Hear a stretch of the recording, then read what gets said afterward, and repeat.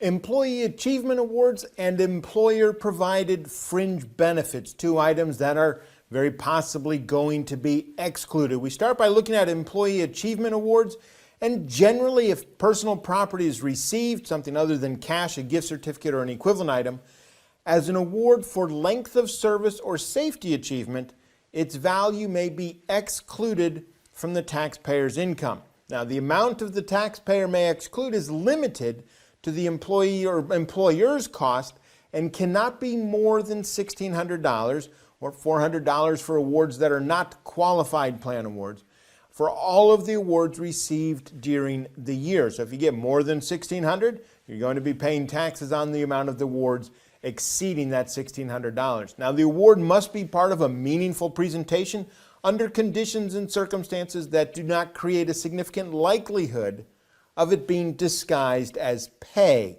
And so what we're looking at here is that this actually needs to be an award for an achievement and not simply a mechanism to try to get our salary not as salary, but make it that it's not going to be taxable. There are some awards that are not excluded. It does not apply to a length of service award for less than 5 years of service, or if you've already received another length of service award during the previous 4 years, and a safety achievement award for managers, administrators, clerical employees, or other professional employees if more than 10% of an eligible employees previously received safety achievement awards during the year. And so we're looking here at, you can't get a long time service award for 3 years of service, and it's not an achievement if everybody gets it. Okay, and so we have some exclusions to that. We have an example here. Ben Green received 3 Employee Achievement Awards during the year, good employee, a non-qualified plan award of a watch valued at $250, 2 qualified plan awards of a stereo valued at $1,000, and a set of golf clubs valued at $500. So, assuming that the requirements for qualified plan awards are satisfied, each award by itself would be excluded from income because they're all sized small enough. But because the $1,750 total value of the awards is more than $1,600, Ben still needs to include $150 in his income, even though individually all of those awards would qualify to be excluded. Because it was more than the $1,600 limit, that excess amount needs to be included in income. Now, the other thing we're looking at here are fringe benefits.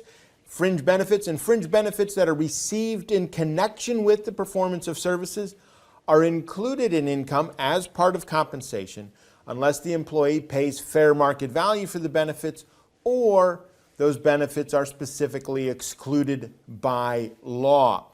And so what we're going to look at are these fringe benefits that are specifically excluded by law. And there's going to be a lot of them. We're not going to get lost in all of the details of this, of each of them individually, but just kind of this list of what it is that is an excluded fringe benefit. So, an accident or health plan. Generally, the value of the accident or health plan coverage that the employer provides is not going to be included as income.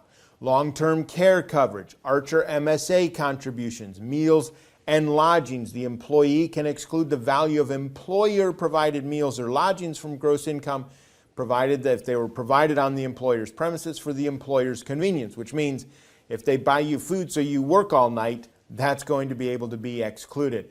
Health flexible spending arrangements, health reimbursement arrangements, health savings accounts, the minimal fringe benefits, holiday gifts, dependent care assistance, adoption assistance, educational assistance, moving expense reimbursements, group term life insurance, retirement planning services, different transportation benefits, no additional cost services, athletic facilities, employee discounts, qualified retirement plan contributions, elective deferrals are all those fringe benefits that are not going to be included, the ones that are specifically excluded, and we can see there that there are a lot of them. So generally those awards you get for achievement are very likely going to be excluded, and a lot of the fringe benefits that the employer provides are also going to be excluded from the income of the taxpayer employee.